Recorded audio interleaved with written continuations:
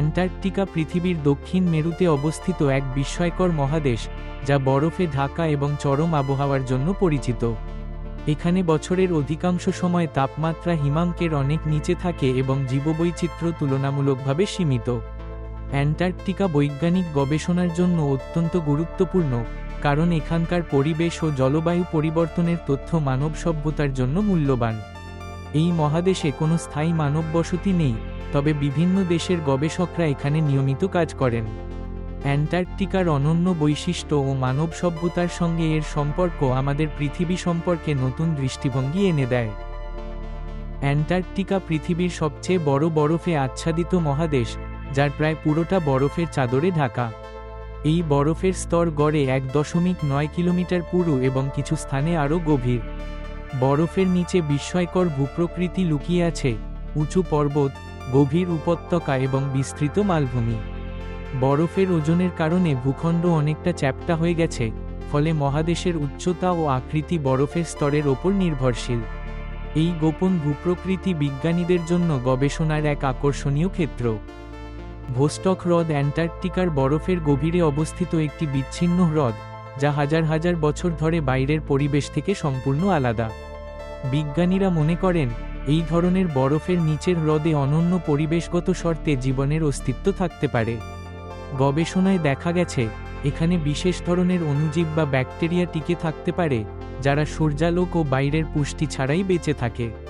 এই আবিষ্কার পৃথিবীর বাইরের গ্রহে, যেমন ইউরোপা বা এনসেলাদাসে, জীবন খোঁজার ক্ষেত্রেও নতুন দিক উন্মোচন করেছে। অ্যান্টার্কটিকা পৃথিবীর সবচেয়ে চরম আবহাওয়ার জন্য পরিচিত।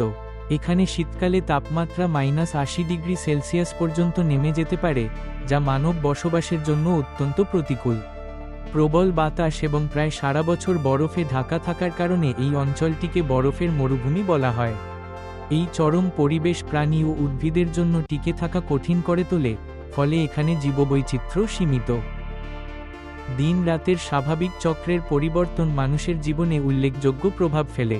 দীর্ঘ সময় অন্ধকার বা আলো থাকলে আমাদের ঘুমের ধরন, মানসিক স্বাস্থ্য এবং দৈনন্দিন কার্যক্রমে পরিবর্তন দেখা যায়।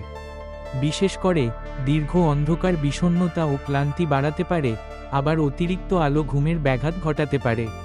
এসব পরিবর্তন আমাদের শরীরের অভ্যন্তরীণ ঘড়ির ওপরও প্রভাব ফেলে, যা স্বাস্থ্যগত নানা সমস্যার কারণ হতে পারে। অ্যান্টার্কটিকা আবিষ্কারের ইতিহাস এক রহস্যময় ও চ্যালেঞ্জপূর্ণ অধ্যায়।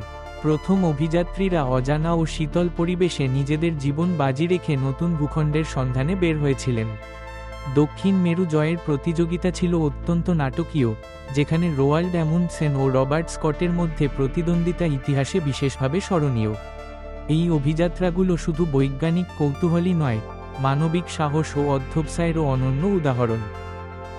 অ্যান্টার্কটিক চুক্তি 1959 সালে স্বাক্ষরিত হয়, যার মূল লক্ষ্য ছিল মহাদেশটিকে আন্তর্জাতিক নিয়ন্ত্রণের আওতায় আনা এবং সামরিক কার্যকলাপ থেকে মুক্ত রাখা। এই চুক্তি অনুযায়ী, অ্যান্টার্কটিকা শুধুমাত্র শান্তিপূর্ণ উদ্দেশ্যে ব্যবহৃত হবে এবং এখানে বৈজ্ঞানিক গবেষণার জন্য সকল দেশের বিজ্ঞানীদের অবাধ প্রবেশাধিকার নিশ্চিত করা হয়েছে। প্রাকৃতিক সম্পদের ব্যবহার ও পরিবেশ সংরক্ষণের বিষয়েও বিশেষ গুরুত্ব দেওয়া হয়েছে। ফলে, অ্যান্টার্কটিকা বিশ্বব্যাপী সহযোগিতার একটি অনন্য উদাহরণ হিসেবে বিবেচিত হয়।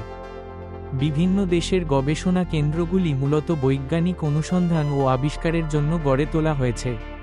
ভারতের মৈত্রী ও ভারতী কেন্দ্র দুটি গুরুত্বপূর্ণ গবেষণা কেন্দ্র, যেগুলি অ্যান্টার্কটিকায় অবস্থিত। এই কেন্দ্রগুলোতে আবহাওয়া, পরিবেশ, জীববিজ্ঞান এবং ভূতত্ত্ব সহ নানা বৈজ্ঞানিক কর্মকাণ্ড পরিচালিত হয়।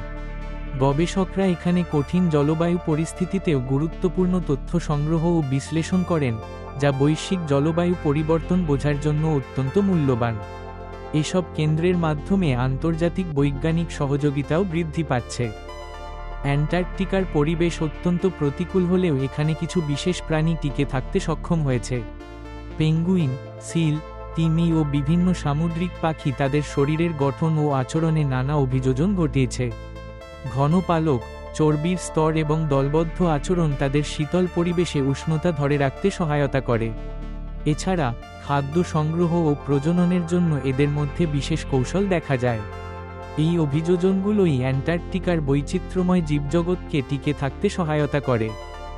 পৃথিবীর বরফের স্তর সূর্যের আলো প্রতিফলিত করে, যা গ্রহের তাপমাত্রা নিয়ন্ত্রণে গুরুত্বপূর্ণ ভূমিকা রাখে। যখন বরফ গলে যায়, তখন সেই প্রতিফলন কমে যায় এবং পৃথিবী আরও বেশি তাপ শোষণ করে, ফলে উষ্ণায়ন আরও ত্বরান্বিত হয়। বৈশ্বিক উষ্ণায়নের কারণে মেরু অঞ্চলের বরফ দ্রুত গলছে, যা সমুদ্রপৃষ্ঠের উচ্চতা বৃদ্ধি এবং উপকূলীয় অঞ্চলে বন্যার ঝুঁকি বাড়িয়ে তোলে। এই পরিবর্তন জীববৈচিত্র্য ও মানুষের জীবনযাত্রার ওপরও নেতিবাচক প্রভাব ফেলতে পারে। তাই বরফের স্তর সংরক্ষণ জলবায়ু স্থিতিশীল রাখতে অত্যন্ত জরুরি। বরফের গভীর স্তর থেকে সংগৃহীত নমুনা, যাকে আইস কোর বলা হয়, বিজ্ঞানীরা পৃথিবীর অতীত জলবায়ু সম্পর্কে গুরুত্বপূর্ণ তথ্য জানতে ব্যবহার করেন। এই আইস কোর বিশ্লেষণের মাধ্যমে হাজার হাজার বছর আগের বায়ুমণ্ডলীয় গ্যাস, ধূলিকণা এবং অন্যান্য উপাদানের উপস্থিতি নির্ধারণ করা যায়। ফলে জলবায়ুর পরিবর্তন, প্রাকৃতিক দুর্যোগ এবং মানবজাতির পরিবেশগত প্রভাব সম্পর্কে স্পষ্ট ধারণা পাওয়া সম্ভব হয়। এই বৈজ্ঞানিক পদ্ধতি জলবায়ু পরিবর্তন বোঝার ক্ষেত্রে অপরিসীম গুরুত্ব বহন করে।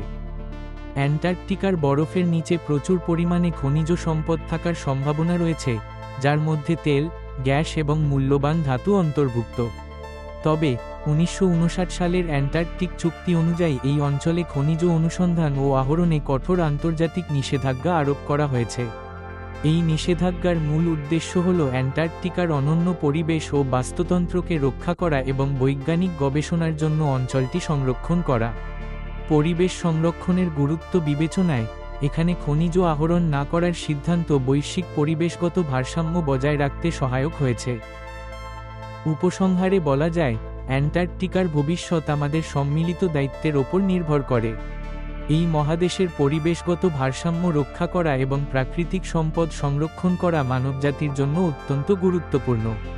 বৈজ্ঞানিক গবেষণা এখানে কেবল নতুন জ্ঞান অর্জনের পথ খুলে দেয় না, বরং বৈশ্বিক জলবায়ু পরিবর্তন মোকাবিলায় কার্যকর নীতি নির্ধারণেও সহায়তা করে। তাই অ্যান্টার্কটিকাকে রক্ষা ও গবেষণার সুযোগ অব্যাহত রাখা আমাদের সকলের নৈতিক দায়িত্ব।